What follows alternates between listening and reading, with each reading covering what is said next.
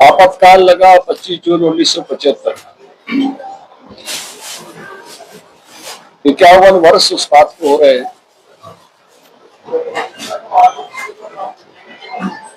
12 जून 1975 को श्रीमती इंदिरा गांधी के खिलाफ इलाहाबाद हाई कोर्ट ने, जगमोहन जी जस्टिस थे, उन्होंने फैसला दिया कि आपने सरकारी मशीनरी का उपयोग किया है अपने चुनाव में और इसलिए आपके चुनाव को निरस्त किया जाता है। आपके पास 20 दिन का समय है, आप सुप्रीम कोर्ट जा सकते हैं। वो अगले दिन सुप्रीम कोर्ट में आ गए। 24 तारीख को उनकी सुनवाई होते होते फैसला दिया। 24 जून 1975 को VR कृष्ण अय्यर जज थे और उन्होंने फैसला यह दिया कि आप सांसद के नाते व्यवहार नहीं कर सकते, आप वोट नहीं डाल सकती, सांसद के भत्ते नहीं ले सकती, आप अब सांसद नहीं है, लेकिन आप प्रधानमंत्री के नाते व्यवहार कर सकती है। और यहीं से देश की वो काली रात शुरू हुई। ये 24 जून का फैसला था। 25 जून को श्रीमती इंदिरा गांधी ने बिना कैबिनेट को विश्वास में लिए देश में आपातकाल घोषित कराया, फखरुद्दीन अली अहमद जी के राज को दस्तखत करा के। सभी नागरिकों के सामान्य अधिकार समाप्त कर दिए गए। सभी नेताओं को रात में उठाना शुरू कर दिया। सभी अखबारों की, मीडिया हाउसेज की बिजली काट दी गई। अभी कई बार लोग आरोप करते हैं गोदी मीडिया, बाकी सब, वो दिन कैसे थे वो मीडिया के लोगों को भी जरूर याद रहने चाहिए। हर समाचार पत्र में एक सरकारी अधिकारी बैठ गया, उसके देखने के बाद खबर छपती थी।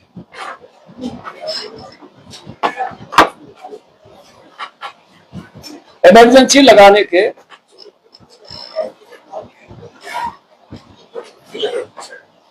2 महीने के अंदर अंदर कई संविधान संशोधन किए गए।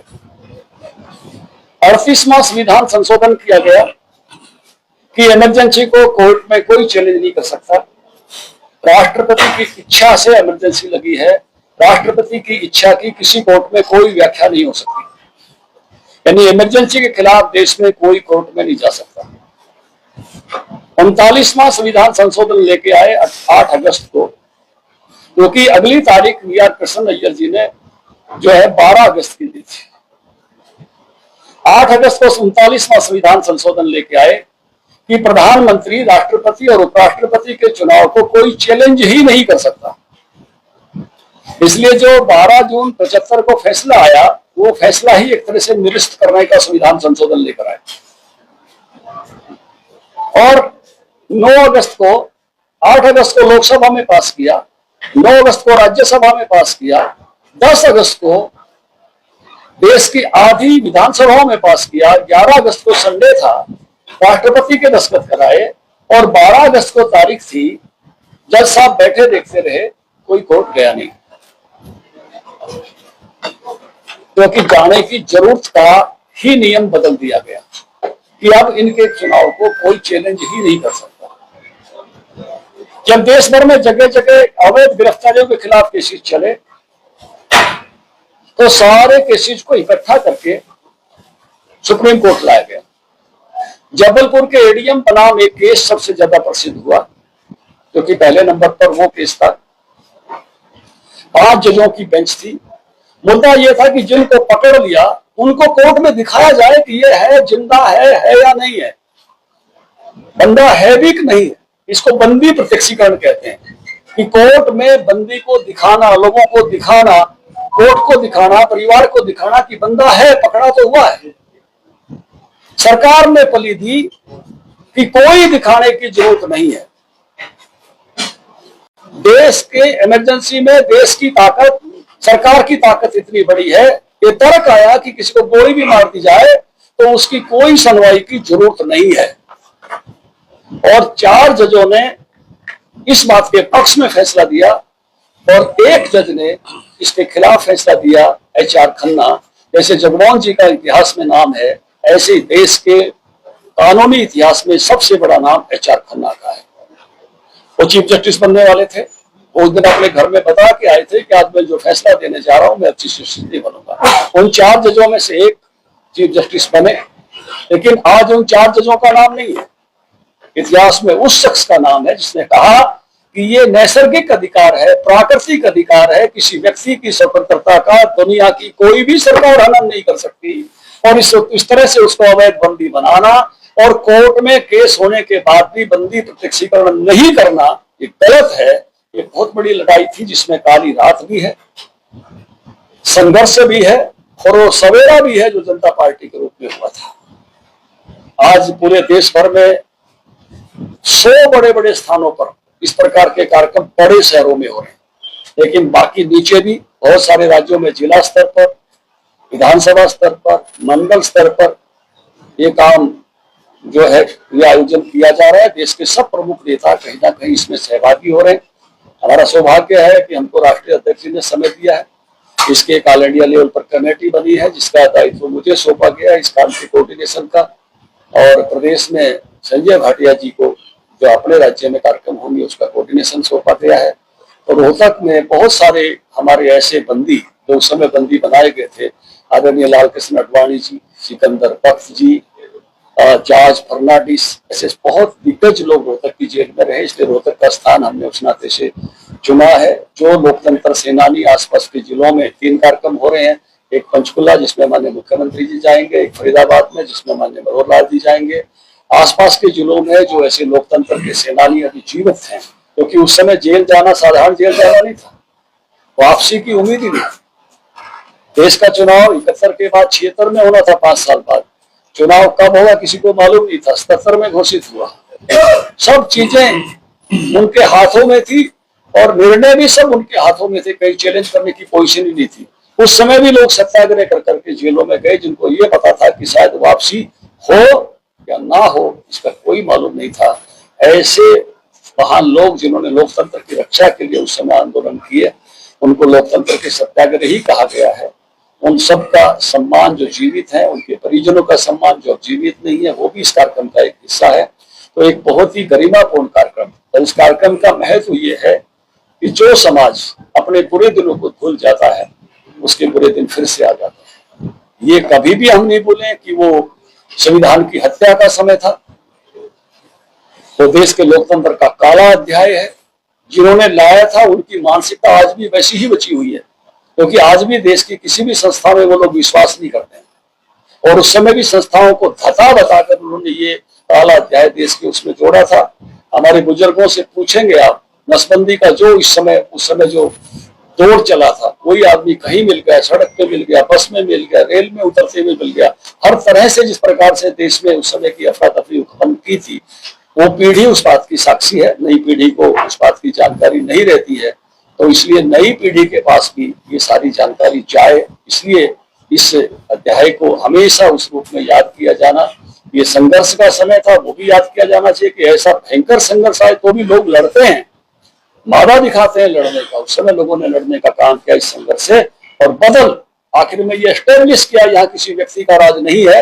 कोई कितना ही बड़ा अपने आप को मानता हो, या संविधान का राज है और जनता का राज है। वो दिन हमने देखे हैं। मैं उस समय ही 10वीं की थी जब जनता का राज आया था। लोग बसों में भी, और में भी, रेल में भी किसी को भी टोक देते थे, अब जनता का राज है भाई। वो जमाना एक तरह से जिस प्रकार का जिस काली रात के बाद जो सवेरा हुआ था, वो सवेरा बहुत ही गजब का था, और उसने देश के लोकतंत्र को एक नए लेवल पर पहुंचाया।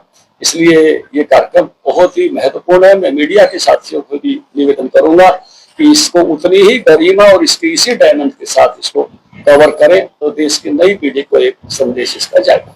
अच्छा साहब, वर्तमान में ऐसे कितने नेता जिंदा है तो वर्तमान में सत्ता में है और उस टाइम जेल में गए?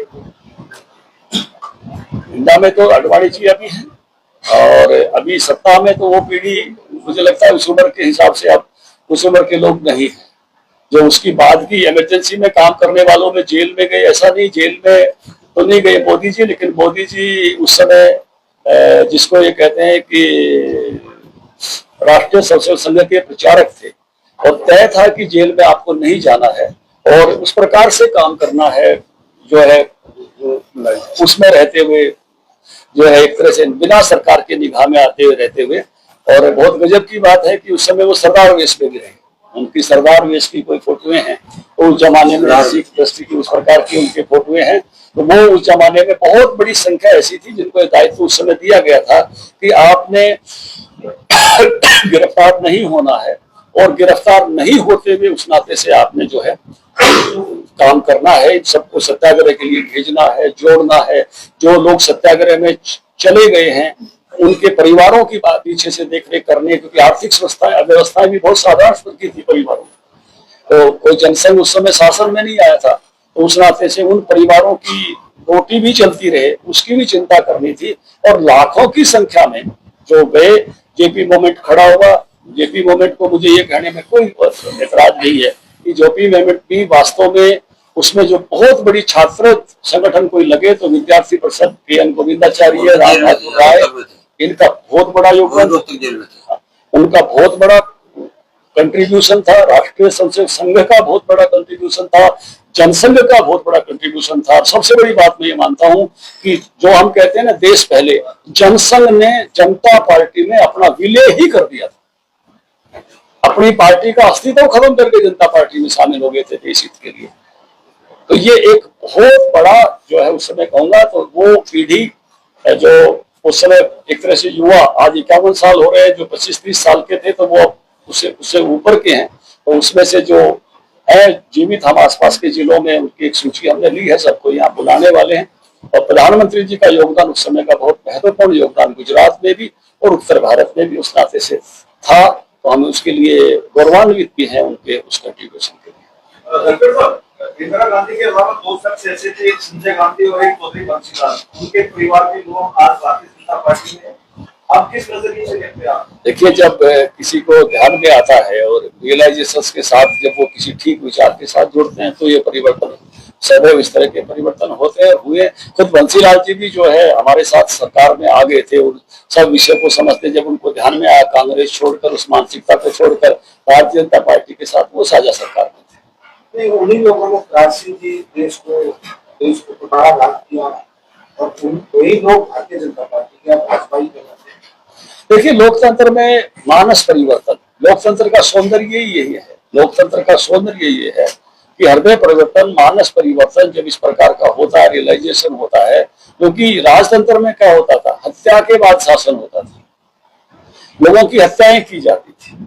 लोकतंत्र में मानस परिवर्तन होते हैं, लोकतंत्र में हत्याएं नहीं होती। दल बदलते हैं, शासन बदलते हैं, लेकिन मन के परिवर्तन से बदलते हैं। सरकारें बदल जाती हैं, लोगों के मन के परिवर्तन से बदलता है। सामूहिक मन को चीती कहते हैं। जब लोक मानस बदल जाता है तो सरकारें बदल जाती हैं। तो लोकतंत्र जनतंत्र का यही वैशिष्ट्य है जो आप कह रहे हो कि जो पहले राजतंत्र का वैशिष्ट्य वो होता था, जिस समय जो है राजा राज्य करते थे तो युद्ध के से शासन बदला करते थे। लेकिन लोकतंत्र का सौंदर्य यही है कि मानस बदलते हैं, और मानस बदलने के बाद, और मानस केवल एक तरफा बदलते हैं ऐसा नहीं। नेल्सन मंडेला इसके बहुत शानदार उदाहरण। 27.5 साल जिन गोरों ने जेल में रखा, जब वो राष्ट्रपति बने साउथ अफ्रीका के, उन्होंने एक भी गोरे के खिलाफ कोई कार्रवाई नहीं की। उन्होंने कहा मेरी लड़ाई इन गोरों से नहीं थी, मेरी लड़ाई रंग भेद से थी। ये जो रंग भेद का शासन चलाते थे, तो हमारा ये युद्ध उस मानसिकता से है, उस संविधान को स्थगित करने से है, उस व्यवस्थाओं के खिलाफ है जो उस समय व्यवस्थाएं उन्होंने इस प्रकार की बनाई जिसमें आम व्यक्ति के सभी अधिकारों का हनन हुआ, जो है मीडिया के अधिकारों का हनन हुआ। सब नेताओं को जिस प्रकार से जेलों में ठूस के रखा गया, उस मानसिकता के साथ ये हमारा जो है एक समझ बढ़ाने का अभियान है। इसलिए 25 जून को हम संविधान हत्या दिवस के रूप में, लोकतंत्र के ब्लैक डे के रूप में मनाते हैं। और इसी का एक गरिमापूर्ण कार्यक्रम जो है, जिसमें मैंने कहा कि काली रात भी है, संघर्ष भी है, और एक सुंदर सी सुबह भी है जनता पार्टी के राज के रूप में। वो रामविलास जी गया जेल में थे, वो बहुत ये कहते हैं, उस दिन जितने मेरे को छोड़ा गया उस दिन गाना बज रहा था, सवेरे वाली गाड़ी से चले जाएंगे, और रिजल्ट आने लगे थे। जेलर ने जाके नमस्ते की कि शर्मा जी लग रहा है कि आपकी सरकारें बन रही हैं। तो बोले वो गाना मैं अभी कभी भूलता नहीं हूँ। तो आज भी वो उनका एक आर्टिकल शायद कल छपे, उन्होंने लिखा है। गणेशी लाल जी भी उस समय रहे जेलों में, तो उनका भी एक इंटरव्यू पर आए। ऐसे सब लोग जो है उस नाते से मैं आपसे भी चाहूंगा, रोहतक में जो ऐसे लोकतंत्र सेनानी हैं उनका इंटरव्यू करें और अच्छा परिवारों को सम्मानित करें। अब बिल्कुल लोकतंत्र के जो सेनानी यहाँ अभी उपस्थित हो पाएंगे उन स्वयं को, और जो रोहतक में ऐसे परिजन है उन परिजनों को। बिल्कुल गए थे, बिल्कुल गए।